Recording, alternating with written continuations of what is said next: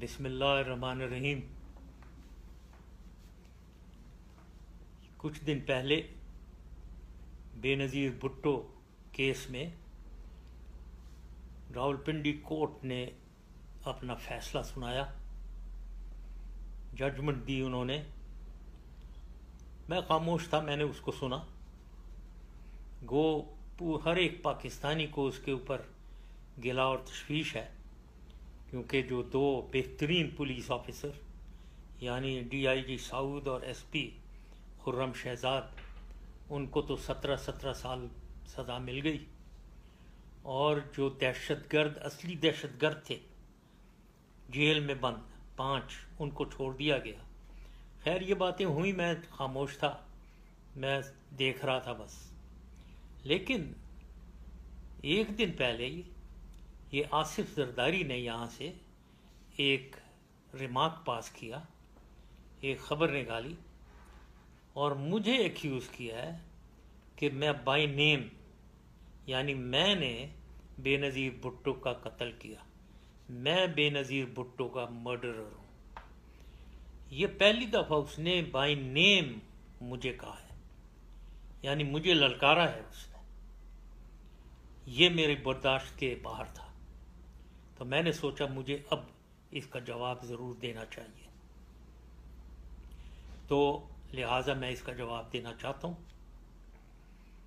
और ये जो भी मैं बोल रहा हूँ, ये मैं खिताब कर रहा हूँ ख़ास तौर पे बिलखसूस बिलावल भुट्टो, बख्तावर भुट्टो, आसिफा भुट्टो, आप तीनों को।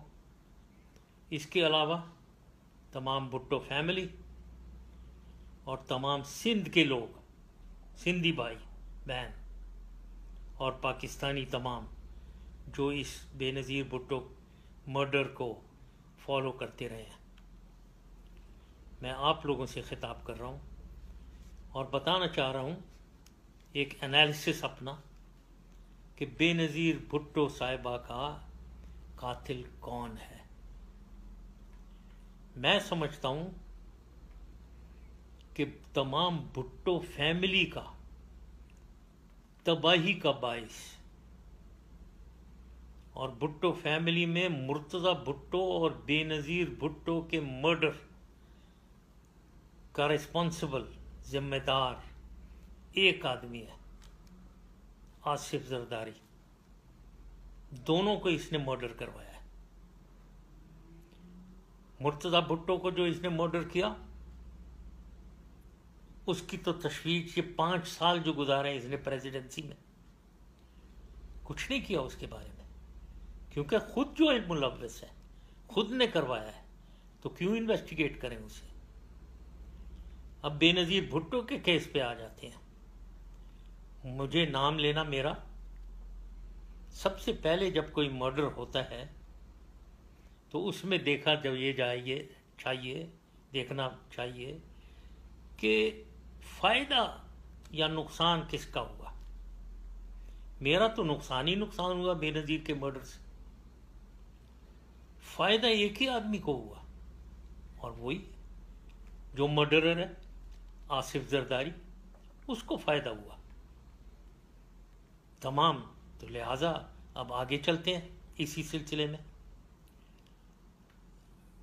ये तो हकीकत है कि बेनज़ीर को बैतुल्ला मसूद और उसके लोगों ने मारा, इसमें कोई शक नहीं है, सारा एविडेंस मौजूद है। लेकिन देखने की चीज़ ये है कि इस मर्डर के, ये बैतुल्ला मसूद के पीछे कौन था। क्या कोई ऐसा शख्स था जो साजिश करके बैतुल्ला मसूद को उसने यूज़ किया और मर्डर करवाया, ये देखना है। अब मैं अपने बारे में कहना चाहता हूँ, मैं तो बैतुल्ला मसूद तो मेरा दुश्मन था, मेरे ऊपर अटैक करवा रहा था, और मैं तो उसको मरवाना चाह रहा था। हुकूमत पाकिस्तान उसको मारना चाह रही थी, और मैं चाहता था इसको ख़त्म किया जाए, तो मेरा तो उससे कोई ताल्लुक़ हो ही नहीं सकता। दूसरा, मैं अफ़गानिस्तान में हो सकता है तालिबान के थ्रू वो बैतुल्ला मसूद ان سے دوستی وغیرہ تھی، تو ہو سکتا ہے یہ کھاٹ جو ہے ان کی انٹیلیجنس آرگنائزیشن اس سے جو ملاپ کرے، یا پریزیڈنٹ کارزائی سے جس کا کوئی تعلق ہو، وہ ہو سکتا ہے کہ اس کو انفلوئنس کر کے کروایا ہو۔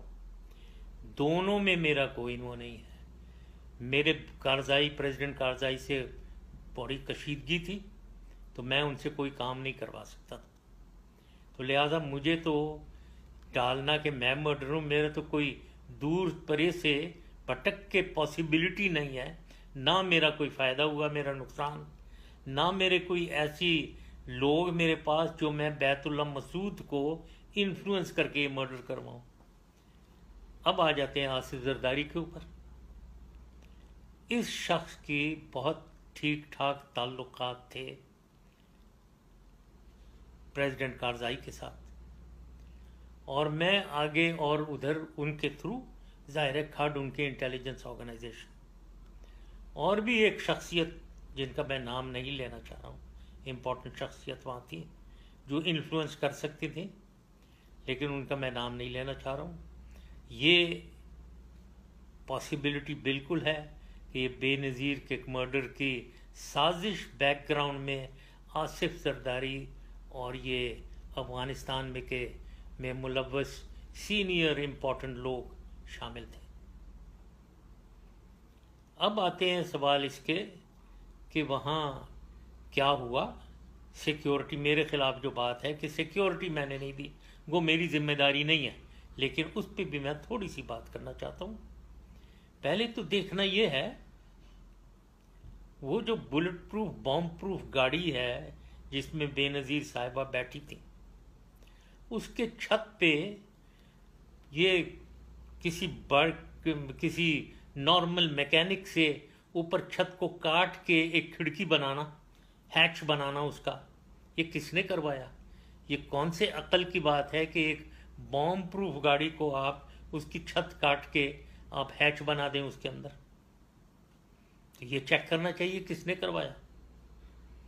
دوسری چیز یہ کہ بے نظیر تو 2 گھنٹے ادھر جلسے میں ایڈریس کر کے لوگوں کو ہاتھ ہلاتے ہوئے گاڑی میں آ کر بیٹھ گئے، بالکل سیف، بڑی بہترین سیکیورٹی۔ اس کے بعد کسی نے ٹیلی فون کر کے انہیں کہا کہ آپ باہر نکلیں اس ہیچ میں سے جو کٹوایا گیا تھا۔ کون تھا وہ شخص جو انہیں ٹیلی فون کر رہا تھا؟ اس کے پیچھے چلیں۔ اس کے پیچھے جانا مشکل یوں ہو گیا کہ وہ جو ٹیلی فون تھا جس پہ یہ میسج آ رہے تھے وہی غائب ہو گیا، وہ تھا ہی نہیں۔ 2 سال بعد کہیں ملا تو ظاہر ہے اس میں کیا مٹا دیا ہوگا سارا کچھ۔ کس نے غائب کیا تھا وہ، یہ بھی دیکھیں۔ پھر اس گاڑی کے اندر کون بیٹھے ہوئے تھے؟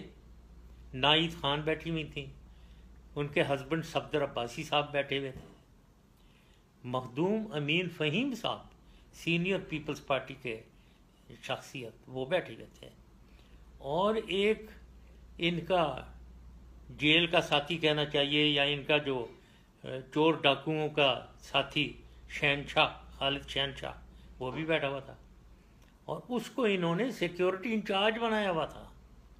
Over all incharge Rehman Malik اور کلوز ان سیکیورٹی انچارج یہ خالد شہنشاہ۔ اب کس نے لگایا تھا ان کو؟ بھائی ان کی کیا ایکسپیرینس ہے سیکیورٹی دینے کی؟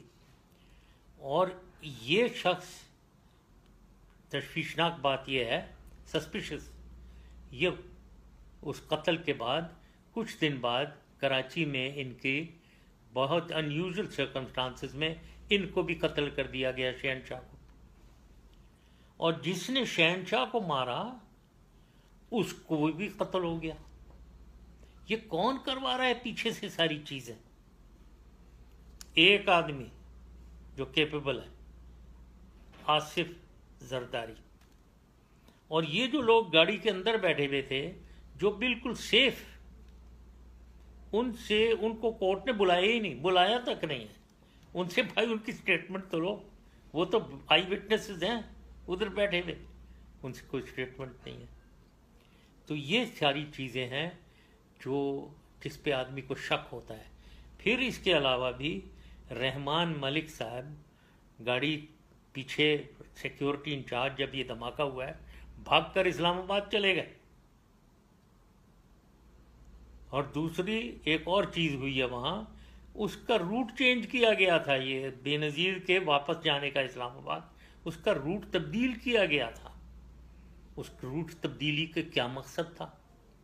अब ये सारी चीज़ें हैं जो इन्वेस्टिगेशन के काबिल हैं, ताकि असली मर्डरर को पिन पॉइंट किया जाए। मुझे इसमें कोई शक नहीं है बिल्कुल कि अगर इसके अंदर हम घुसेंगे तो हमें मर्डरर मिल जाएगा, और एक ही मिलेगा, आसिफ जरदारी। इसीलिए वो मेरा नाम ले रहा है, ताकि अपने से वो हटा कर रिस्पॉन्सिबिलिटी मेरी तरफ फेंके, लोगों की तवज्जो मेरी तरफ करे, अपने से हटाए। मैं तो कहता हूँ इसको पकड़ना चाहिए, मुर्तज़ा भुट्टो के मर्डर पे भी और बेनज़ीर मर्डर के पे। यही मैंने कहना था, और मुझे उम्मीद है बिलावल, आसफा और बख्तावर, आप तीनों सुन रहे होंगे, और अगर खुले दिल और दिमाग से आप सुनेंगे तो मैंने जो कुछ भी कहा है उसकी लॉजिक आप समझेंगे। Thank you very much. खुदा हाफिज़।